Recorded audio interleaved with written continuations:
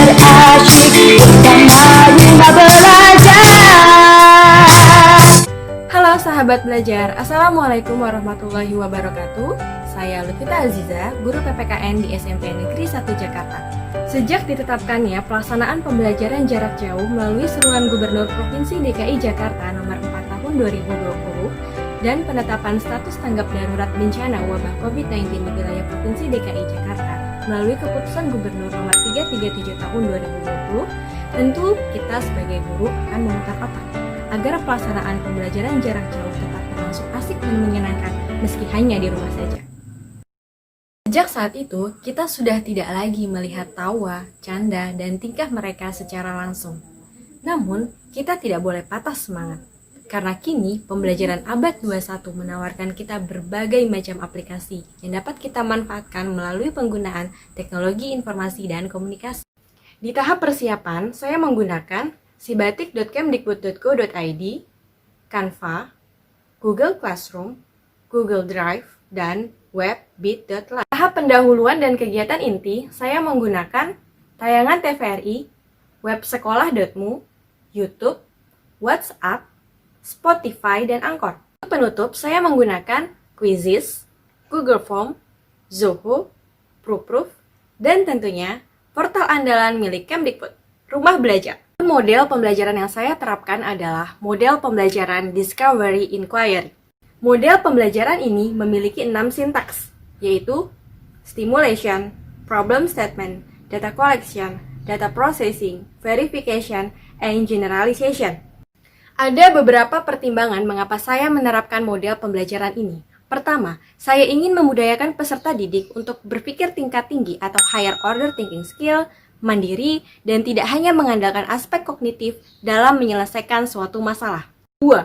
Memberikan kebebasan kepada peserta didik untuk berpendapat, berkarya, dan berdiskusi. Pada tahap persiapan, biasanya saya akan membuat desain pembelajaran terlebih dahulu. Ini adalah beberapa tampilan desain yang telah saya buat menggunakan aplikasi Canva. Saya juga menggunakan sibatik.kemdikbud.go.id yang tujuannya adalah untuk mencari inspirasi model pembelajaran. Sintaks yang pertama adalah stimulation. Peserta didik akan mengamati stimulus yang diberikan oleh guru dan menghubungkan dengan pengalaman belajar sebelumnya. Pada masa pembelajaran di tengah pandemi ini, saya menggunakan tayangan TVRI secara live, saat itu menggunakan film dokumenter Javanologi dan Ranggo Waksito. Sekolah.mu adalah kerjasama sekolahmu dengan Kementerian Pendidikan dan Kebudayaan.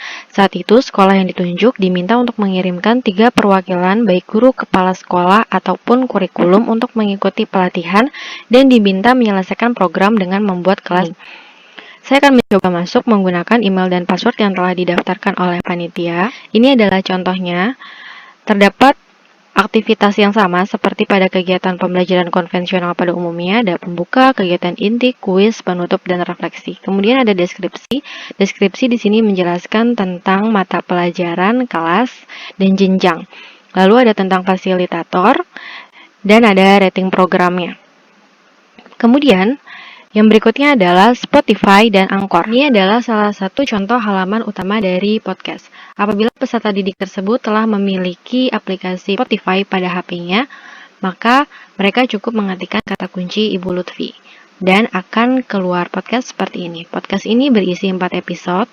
Tujuan dibuatnya podcast ini adalah untuk memberikan alternatif sumber belajar lain agar pembelajaran menjadi lebih menarik dan tidak membosankan. Berikut adalah contohnya, akan saya putarkan. Gambarkan kekayaan budaya bangsa yang menjadi modal dan landasan pengembangan budaya nasional. Pemberian stimulus lainnya adalah dengan menggunakan YouTube. Berikut saya putarkan contohnya.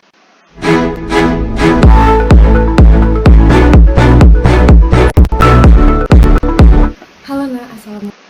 Pada penayangan video ini, saya juga menanyakan kabar, kemudian mereview kegiatan pembelajaran sebelumnya, dan menampilkan serta menginformasikan beberapa informasi-informasi yang relevan dan mendukung kegiatan diskusi mereka nantinya. Yang kedua adalah problem statement. Di sini saya menggunakan Google Classroom untuk mempermudah peserta didik mengidentifikasi berbagai persoalan yang saya berikan dan mendiskusikan hasil identifikasi mereka. 3 adalah data collection. Pada tahap ini, saya menggunakan Google Drive dan web.bit.ly. Tujuannya adalah untuk mempermudah peserta didik pada saat menggali informasi lebih luas terhadap pemahaman dengan membaca literatur baik secara offline maupun online. Jadi, seluruh sumber belajar yang telah saya upload pada Google Drive akan saya permudah linknya dengan menggunakan bantuan web ini. Contohnya adalah belajar PPKN yang sudah diklik 888 kali. Data processing, verification, generalization. Dalam melakukan evaluasi pembelajaran, tentunya saya menggunakan portal andalan milik Kemdikbud, yaitu portal Rumah Belajar. Rumah Belajar dapat diakses dengan menggunakan link belajar.kemdikbud.go.id. Dan ini adalah tampilan utama dari Rumah Belajar. Portal Rumah Belajar adalah portal pembelajaran yang menyediakan bahan belajar serta fasilitas komunikasi yang mendukung interaksi antar komunitas. Pada kesempatan ini, saya akan menggunakan bank soal. Kita akan login terlebih dahulu sebagai guru, maka akan ada 4 tampilan, yaitu home, evaluasi, soal, dan laporan. Evaluasi berisi 3, yaitu latihan, ulangan, dan ujian. Ketika kita ingin membuat evaluasi, maka pastikan kita sudah pernah membuat soal. Artinya kita sudah pernah menyumbang soal. Di sini saya sudah membuat evaluasi. Mari kita lihat. Ini adalah bentuk tampilannya, sehingga fitur bank soal ini sungguh mempermudah guru dan peserta didik dalam melakukan evaluasi. Oleh karena tipe evaluasi yang saya buat berjenis latihan, maka akan ada pembahasan ketika peserta didik saya nanti telah selesai mengerjakan. Halo sahabat belajar, portal Rumah Belajar itu seru banget loh, ditambah lagi dengan latihan fitur bank soalnya. Belajar nggak lagi ngebosenin dan makin paham karena terdapat penjelasan di akhir latihannya. Rumah Belajar keren untuk masa kini dan yang akan datang.